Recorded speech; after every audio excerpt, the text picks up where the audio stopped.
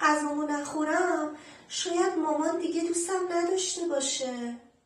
4 ساله بودم، روی میز نشسته بودم و زول زده بودم به اون 2 قاشق باقی مونده ته بشقابم.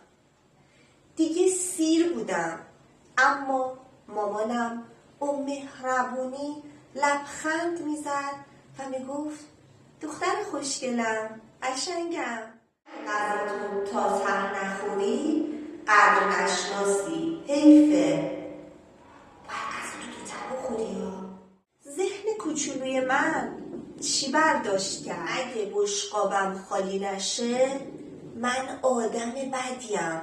سالها بعد وقتی یه بسته چیپس رو باز میکردم باید تا تهش میخوردم، حتی زمانی که دیگه هیچ مزه‌ای به دهنم نمیداد. وقتی دسر سفارش میدادم باید تا انتها دسرم رو میخوردم.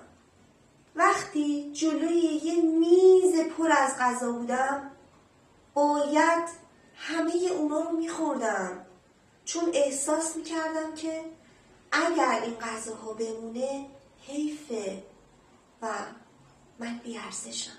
حس میکردم که وظیفه دارم، حتی اگه احساس سنگینی و ترکیدن میکردم.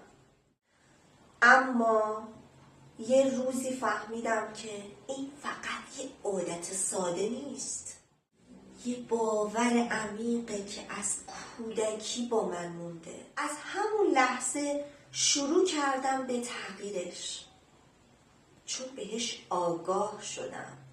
خودم گفتم حق داری وقتی که سیر میشی دست از غذا خوردن بکشی. ارزش تو به تموم کردن بشقابت نیست. قدرت واقعی به اینه که بفهمی، آگاه بشی که به چی نیاز داری، نه این که فقط یه الگوی قدیمی کهنه رو تکرار کنی. نوبت توه. کدوم یکی از الگوهای تکراری از کودکی باهات همراهه داره کنترلت میکنه؟ حتما برام زیر این پست کامنت بذار، بهش فکر کن، حتما نظرتو برام کامنت کن.